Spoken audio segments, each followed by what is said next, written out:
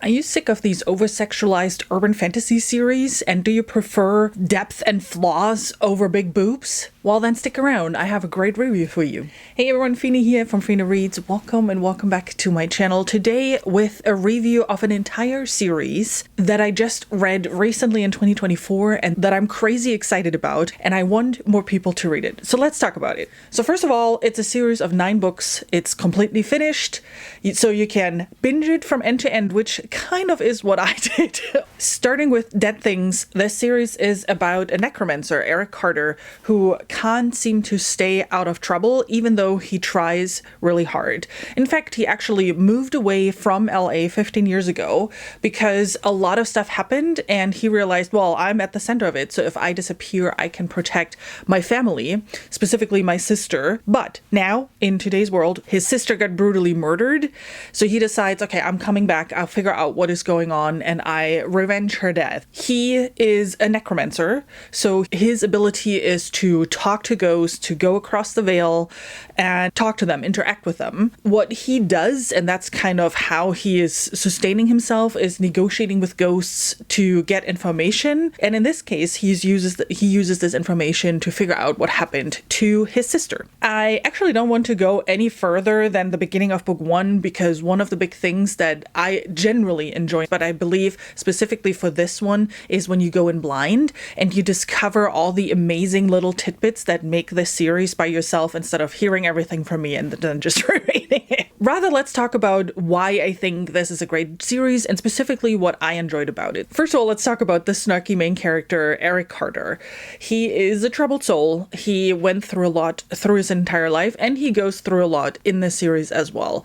What I enjoy about it is that he is not one of those great people who everything falls into place at the right time. He has to figure out a lot and it doesn't always go his way. And throughout the series, we actually learn a lot about the character. So that is also a very unique part about the series, is that you get the depth of the character, the motivation, like what drives Eric Carter and what is he made of. And not just him, but the side characters as well. The fun part is because there is a lot of heavy things happening.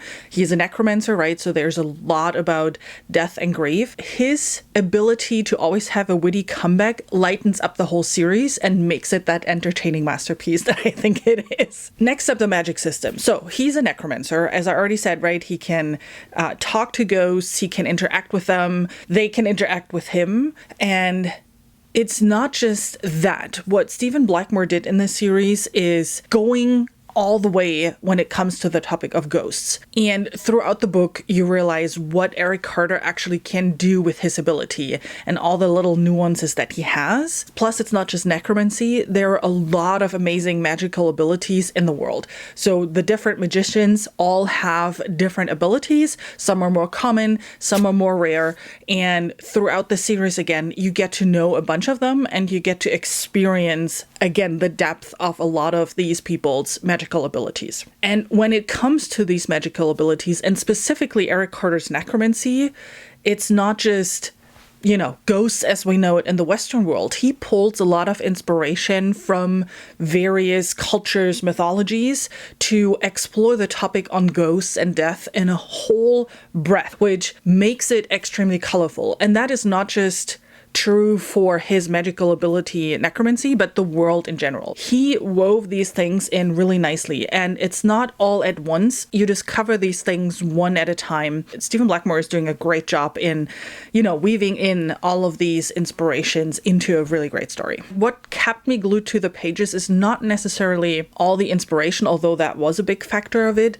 It's how he decided to treat the story. Usually when I read private detective type of male main character urban fantasy, it's very predatory with, oh, look at all these gorgeous women and every woman wants the main character and every woman is, thin and big boobs and whatnot. And that is not the case in this series. On the contrary, all the characters have flaws, and that's what makes them actually perfect in my book, because it adds so much more depth to them and it adds so much more motivation to the story, which for me at least is something that I need, right? I'm a very character-driven reader, so I need to understand why the characters are going the way they're going, why they're doing what they're doing.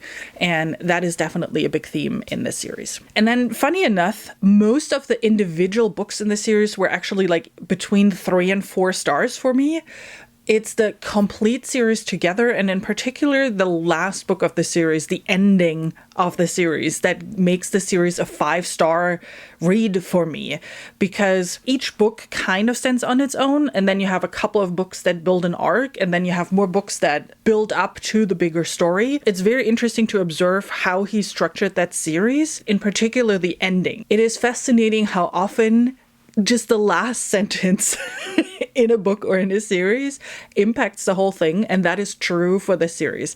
That last sentence is what made me explode in excitement for the series, and where literally so many things are coming together with everything that we went through with the character. The only thing I felt was happiness for the main character at the end of it, and it was fantastic. I didn't even think that was coming. It was just so great, so great. It's a perfect popcorn read with a lot more to it. What you should know before going into this, because he's a necromancer and talks to ghosts, obviously there are a lot of themes of death and grief in the book, which is just the nature of his job, but there's some more extreme scenes kind of a little bit in the middle and towards later in the series. There is a little bit of more mature sexualized content in the later books, like I believe book 8 and 9, which I didn't fully wipe with. I actually don't think it was fully necessary, but it is in there just FYI.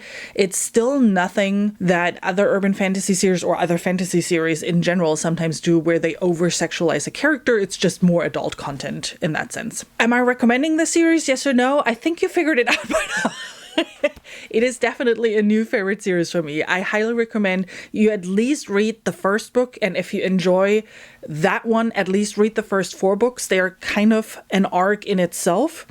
And then if you still enjoy that, then definitely continue and go all the way till the rest. Let me know if you decide to give it a go. I'd love to talk with more people about it. I think it's a fantastic series. One other thing to note, if you are someone who loves physical books on your shelves, this series is not consistent in the way it was published. I believe the first 5 or 6 books were published in mass market paperback, and the books after were only published in trade paperback, so they will never match on your shelves. I hope you enjoyed this review. I hope I got you excited about a new urban fantasy series. If you want to hear more about the books that I really enjoyed in 2024, take a look at my top 2024 books and series. And then if you want to get more book recommendations of series or books you've never heard of, because that seems to be the stuff that I'm reading, don't forget to hit the subscribe button. Till then, I hope you have an amazing rest of your day, and I'll see you soon with my next video.